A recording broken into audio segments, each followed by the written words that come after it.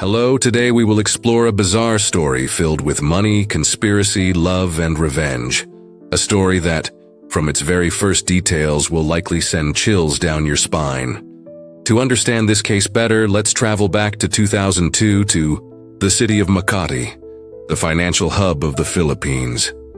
Makati is a modern city with over 500,000 residents, boasting skyscrapers and luxurious offices, yet it harbors dark secrets. This city has witnessed countless ups and downs, from economic growth to shocking crimes. It was here that a heartbreaking story unfolded, centered around our main character, Stephen Davis, a brilliant software engineer. Still young, he was already the director of a company in Makati. A successful, wealthy man with a bright future, Stephen's annual income exceeded $100,000, a dream-worthy figure, a true model of a victorious man.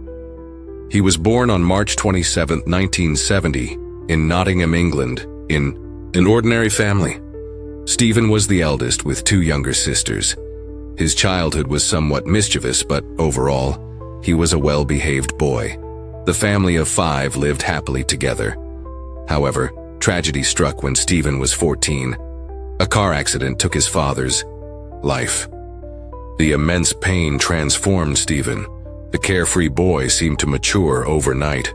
As the only man in the family, Stephen took on the responsibility of caring for his mother and 2 sisters. From then on, he became incredibly diligent, thoughtful, and devoted to his family. A few years later, Stephen's mother, Margaret, remarried a man named Alan. Alan's presence brought joy to the family.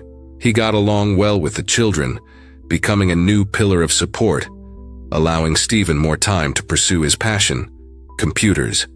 He spent all his free time tinkering with and studying computers, avoiding hangouts with friends or outside entertainment. Astonishingly, through self-study, Stephen mastered not only computer hardware but also programming. In the 1980s, this was an incredibly promising skill. Thanks to his self-taught talent, Stephen quickly found a stable job, bringing great relief to his family. Stephen poured his heart into his work, and by age 21, his outstanding performance caught the eye of a company in Hong Kong. They were willing to pay triple his current salary to recruit him. A golden opportunity, a new turning point awaited Stephen. Faced with such a generous offer, Stephen was convinced. He also wanted to travel and explore the world. His mother, Margaret, didn't want her son to be tied down by family obligations. Though reluctant, she supported Stephen in pursuing his dreams. Let's remember this mother. She is a key figure in today's story. Stephen took the new job and worked tirelessly in Hong Kong, quickly establishing his position. His high salary and smooth career made his life prosperous. Alongside work, weekend relaxation was essential. At the time, many wealthy people visited Angeles, a city about 50 miles from Makati, to seek entertainment. As mentioned, Angeles was famous for its red light district, with numerous casinos, bars, karaoke joints, and other entertainment venues. More importantly, prices there were quite affordable. Stephen and his colleagues often flew to Angeles on weekends to unwind. Besides visiting bars, Stephen's favorite pastime was flying. He was passionate about propeller-driven planes and even joined an aviation club in Angeles. Whenever he had free time, he'd go there for a flight. One day, stepping into a bar, Stephen was captivated by a young, innocent-looking face in the crowd. She was a girl with a gentle, wholesome appearance, exactly his type. Without hesitation, Stephen chose her and spent the night with her. In Angela's bars at the time, such girls were not uncommon. They often came from poor, uneducated families, dancing or selling their bodies to scrape by. By today's standards, bar dancers earned about $1.50 per night, while selling their bodies earned $7.50. After a few days together, Stephen became convinced that this girl was the other half destined for him by fate. He generously paid the bar owner $750 to free her. The girl was Evelyn Bohol, from Dadiangas Island, a poor region in the Philippines. There was no running water, no electricity, and houses were mere shacks of straw and mud. The people there only hoped to eat enough, let alone pursue education. Due to poverty, girls from the island dreamed from a young age of working in bars, hoping a wealthy man would notice them, change their lives, and transform the fate of themselves and their families. Evelyn left home for bustling Angeles at just 13. She worked as a dancer in a bar. Though her daily earnings were a mere $150, it was far better than at home. At least she could eat well and dress nicely. Like other girls, Evelyn longed for the day a wealthy foreigner with blonde hair and blue eyes would notice her and rescue her from her current life. Evelyn felt incredibly lucky to meet Stephen. To her, Stephen was the ideal man. Young, handsome, kind, and deeply affectionate toward her. Most importantly, he was very wealthy. Truly the man of Evelyn's dreams. During their time together, Evelyn was obedient, gentle, and knew how to please Stephen. This made Stephen very satisfied and sparked a crazy idea: to marry Evelyn. Though fully aware of her past, he didn't dare tell his parents the full truth about her background. He only said she came from a poor village, was uneducated, and had worked in a bar. Margaret misunderstood, thinking the bar her son mentioned was just a regular pub in England, so she didn't think much of it. In 1997, Margaret and her husband flew to Hong Kong to visit their son. This was also the first time they met Evelyn, their future daughter-in-law.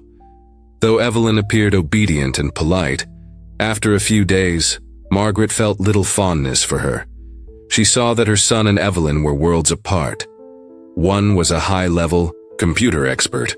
The other was illiterate with no common ground for conversation, living in entirely different realms. However, she could do nothing but accept her son's choice and hope for their happiness. In March 1997, Stephen and Evelyn registered their marriage in Hong Kong. At the time, Evelyn was only 17. Too young, she borrowed her sister's ID and lied about her age, claiming to be 21. Soon after the wedding, Evelyn became pregnant and gave birth to their first daughter, Jessica. 2 years later, their son Joshua was born. The family of 4 lived in blissful harmony. Shortly after their son's birth, Stephen wanted to move to the Philippines, settling in Makati, where he was appointed director of the company's branch, with a generous salary of at least $8,000 per month. This was a dream salary in the Philippines. Stephen rented an apartment in an affluent area of Makati for his wife and children. He gave Evelyn $600 a month for expenses.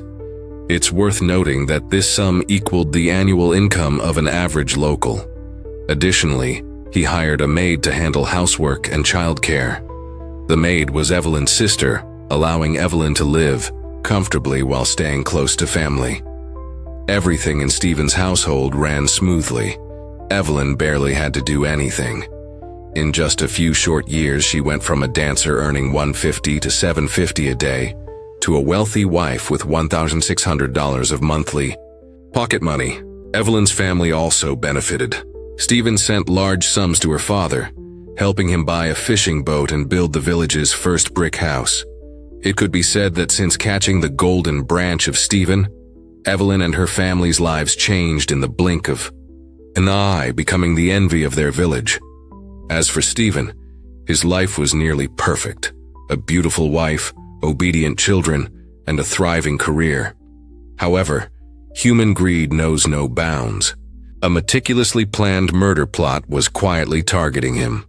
On July 17, 2002, an ordinary Wednesday, Stephen and his colleague Martin worked late until 10 p.m. By the time they tidied up and returned to the company's rented apartment, it was 10:45 p.m. Stephen, exhausted, fell asleep as soon as he lay down. Martin, however, couldn't sleep. Near midnight, 3 masked men appeared before Martin, guns in hand. One of them pointed a gun at Martin's head and shouted in Filipino, "Is it him? Is it him?" After Martin shook his head, the 3 quickly withdrew. They then kicked down the door of the next room where Stephen was sleeping.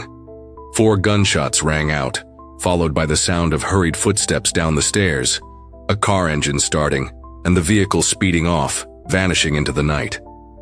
It all happened so fast.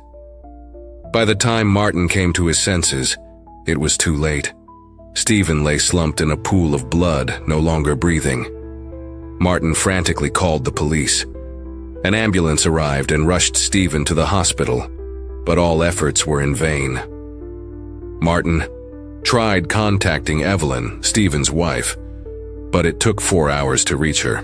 Martin assumed that upon hearing the tragic news, Evelyn would immediately inform Stephen's parents in England, but she didn't. Reluctantly, Martin had to call Margaret, Stephen's mother, himself. Hearing the devastating news, Margaret was stunned, collapsing onto the sofa. It took her an hour to regain composure. Heartbroken, she and her husband hurriedly arranged a flight to the Philippines. 2 days later, at the funeral home, they finally saw their son again. Margaret and her husband asked the Makati police about what had happened. For reasons unclear, perhaps fear that the murder of a British citizen in the Philippines would spark unwanted diplomatic disputes or some other motive, the police investigation was conducted with indifference. They suspected the culprits were business partners or competitors of Stephen. However, Margaret disagreed with this conclusion. She argued that if it were a business dispute, Martin, Stephen's colleague, wouldn't have escaped unharmed. Notably, Martin recalled that the 3 assassins had asked, "Is it him? Is it him?" Clearly, they were targeting a specific individual. Later, the Makati police changed their statement, claiming the case was a mistaken robbery. Margaret remained unconvinced. She sensed something deeply wrong with Evelyn, her daughter-in-law. She said, "In my life, I've never been so certain. I know Evelyn is behind this." Of course, Margaret didn't rely solely on a woman's intuition, but on several suspicious points. First, after Stephen's death, Evelyn didn't even call to inform his family. It was Martin who broke the tragic news. This was clearly abnormal.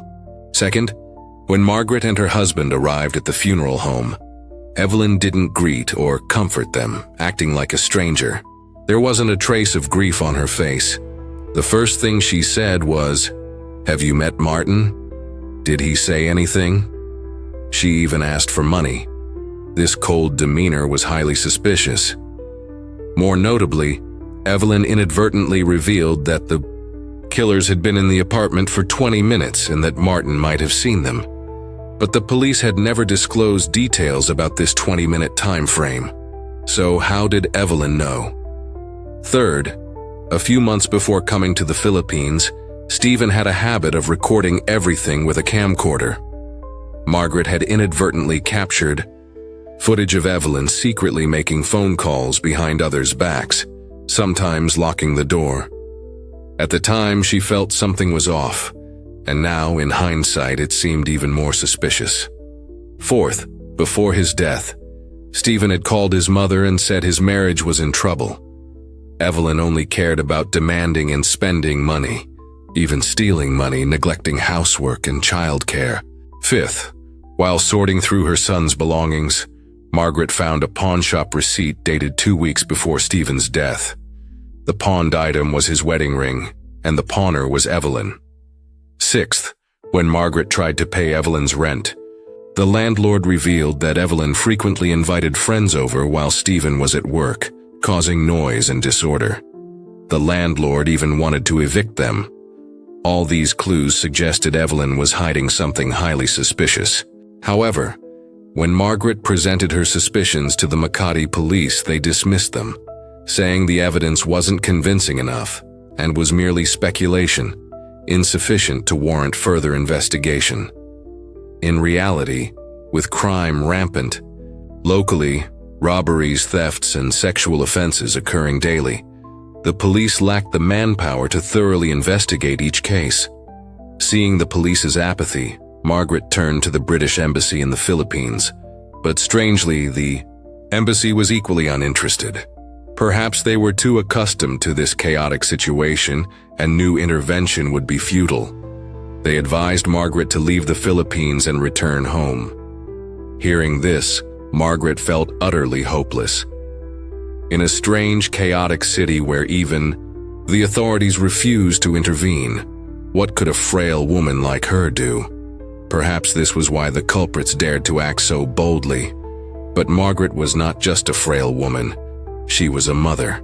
She couldn't accept her son dying unjustly.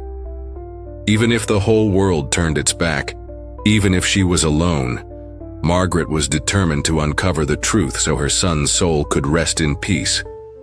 Investigating a case on her own in a foreign land was obviously incredibly difficult and dangerous.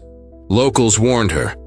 Anyone who benefited from Stephen's death would see her and her husband as obstacles, making them the next targets. But Margaret was undeterred.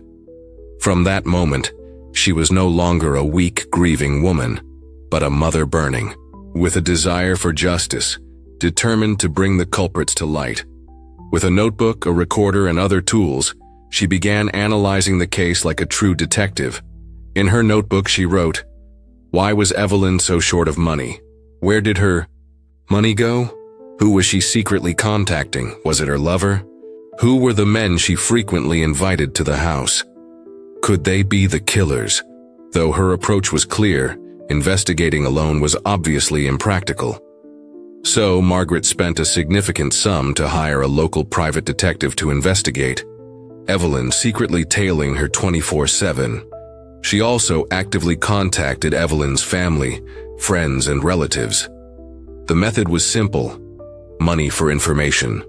This tactic, though basic, was highly effective. Stephen's colleagues revealed the conflicts between him and Evelyn. Their relationship was initially blissful, but in recent months it had grown tense. The main reason was Evelyn's affair, her constant demands for money, excessive spending, and even theft. She cared about nothing, not even her children. Once, when Stephen took his daughter Jessica to school, he discovered she hadn't been enrolled. Evelyn had spent all the tuition money. Afterward, Stephen had a serious talk with Evelyn, saying that if she ended her affair, their marriage could still be saved. He gave her two options: go to university or find a job.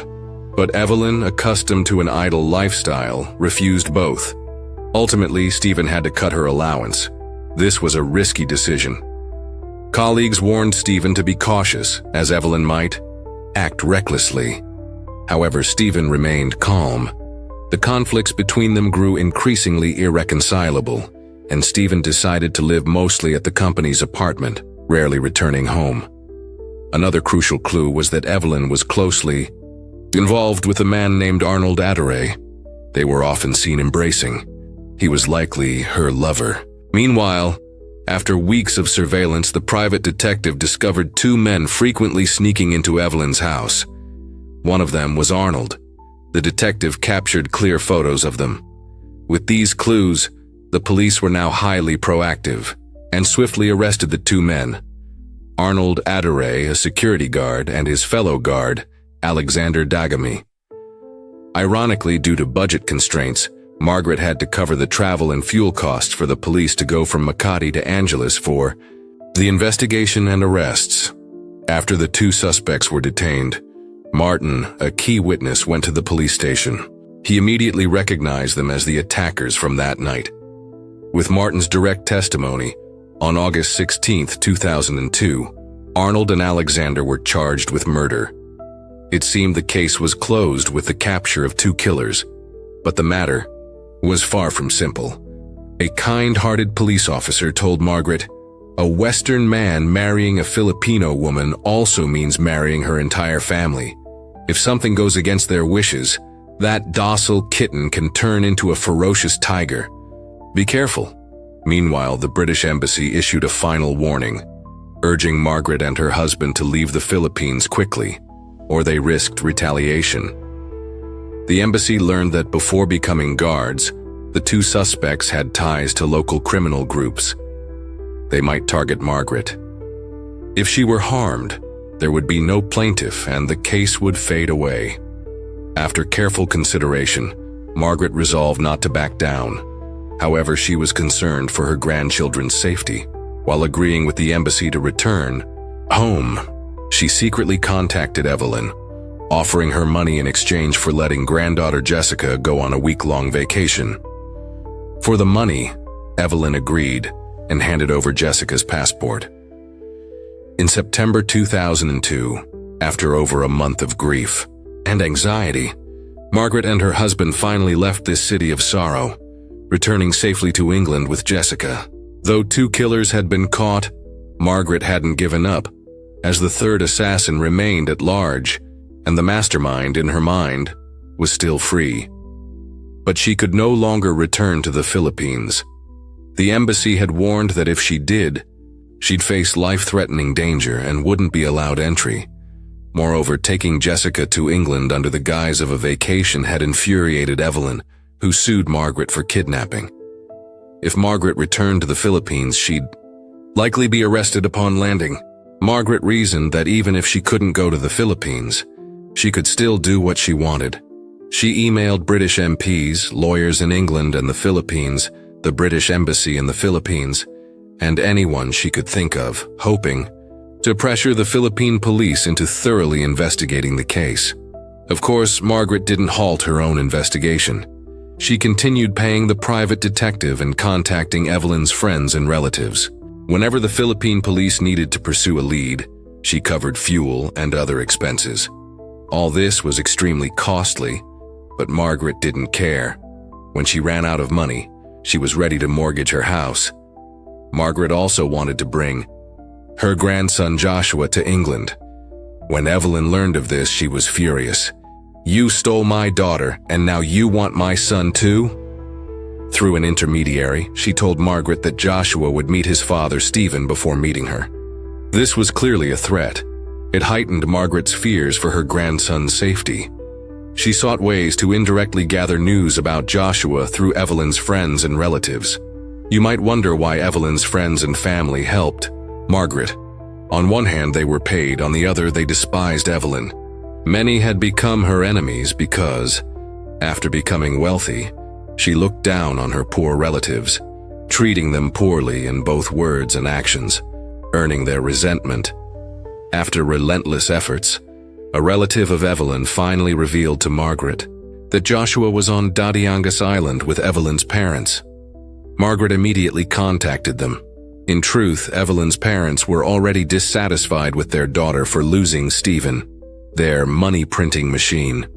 Margaret offered over $4,500 to bring Joshua to England. Considering they couldn't properly care for their grandson and would receive a substantial sum, Evelyn's parents agreed. After over a month of advocacy and navigating complex procedures, Joshua was finally brought to England. At the time, the boy was severely malnourished, with clear rope marks on his ankles, indicating he'd been tied up to prevent escape. After months of persistent investigation, Margaret uncovered new clues. Evelyn's sister provided the identity of the third killer, Robin Butis. Coincidentally, he was the husband of Gina, Evelyn's sister, but he had fled long ago and the police still couldn't catch him. On June 14, 2003, 11 months after the crime, Makati police finally apprehended Robin. He agreed to testify, revealing the full truth of the case in exchange for a reduced sentence. He promised to confess honestly. Robin admitted he participated in Stephen's murder, but claimed the mastermind was Evelyn. He guided the 3 killers, provided the apartment key, and kept watch from the car during the crime. After the murder, Evelyn repeatedly warned them to keep the secret, forbidding any leaks. Evelyn's motive was simple: money. She had said her husband was very wealthy, with property and insurance in England. If he died, she'd inherit a fortune. The police were stunned by this revelation.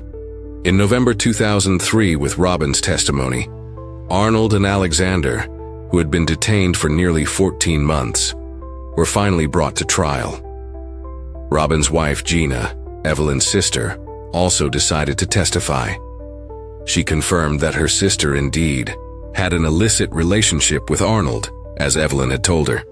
Evelyn bought Arnold a motorcycle, rented him a house, and said that once Stephen was dealt with, they'd have money and be free to be together. These statements fully aligned with Robin's testimony. Consequently, Arnold and Alexander were convicted of murder, sentenced to 30 years in prison without parole. and ordered to pay $1,000 in compensation to Stephen's children. Robin, for cooperating, was exempted from criminal liability. Now only Evelyn remained uncaught. The police issued an arrest warrant, but finding Evelyn, who had gone into hiding, was no easy task. The Philippines has over 7,000 islands, large and small. At the time, there were no surveillance cameras, so hiding on an island made detection nearly impossible. Months passed with no trace of Evelyn. The Makati police seemed indifferent. Failing to find a suspect was all too common for them. But Margaret was restless day and night, unable to sleep knowing her son's killer was still at large. At 6:30 p.m. on October 17, 2004, Evelyn was discovered in a remote village in Quezon Province. She had been hiding at a friend's house. She was then brought back to Makati by police. Evelyn repeatedly claimed innocence, insisting she wasn't on the run but living a normal life, and that her husband's death had nothing to do with her. Notably, by this time, Evelyn had been shunned by many. Some of her relatives even said having a husband killer in the family was shameful.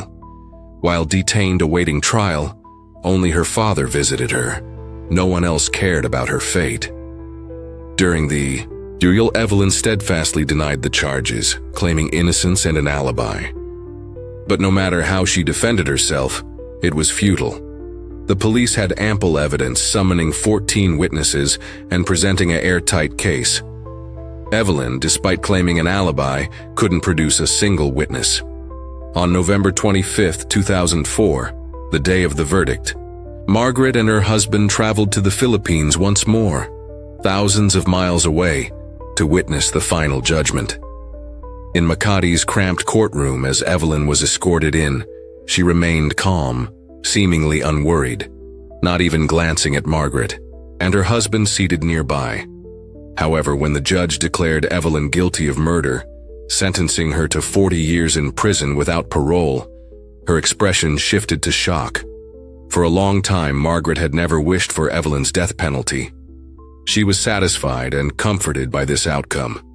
After leaving the courtroom, Margaret requested to meet Evelyn, wanting to hear her say something. But Evelyn remained cold, wearing sunglasses and not bothering to stand. When asked about her children, she said she missed them, but her face showed no emotion. Despite this, Margaret left her an album of the children's drawings and promised to write regularly to update her on their lives. But that was as far as Margaret went. She hoped Evelyn would reflect on her mistakes in prison.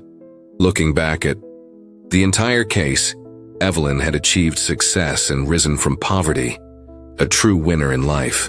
But she failed to cherish the happiness she'd worked so hard to attain. Her boundless greed pushed her down a path of crime, and she ultimately paid a heavy price for her actions. Evelyn's story is a profound lesson about greed and its consequences. Many wonder why Evelyn went down this road. Margaret believed that from the start, Evelyn only loved Stephen's money, never her son.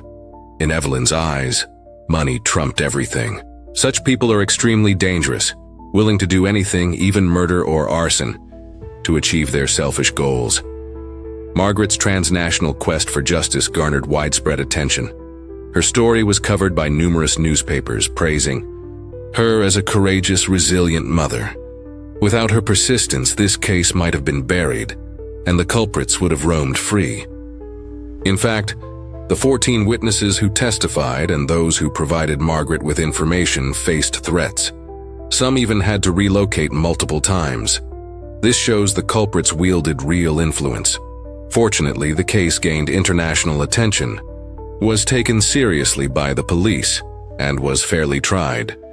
The great mother, Margaret, endured 2.5 years of agony from her son's murder to Evelyn's conviction, never enjoying a single good night's sleep. To uncover the truth, she nearly exhausted her wealth. Her house was mortgaged twice. Later, she wrote a book based on her experiences, titled, For the Love of My Son. The book details her journey to seek justice for her son. Margaret said, "People praise us for not giving up, but I only did what any mother would in these circumstances. This was a long journey for justice. I fulfilled my duty as a mother. Now, My son can finally rest in peace. Today's video ends here. See you in the next videos. Goodbye.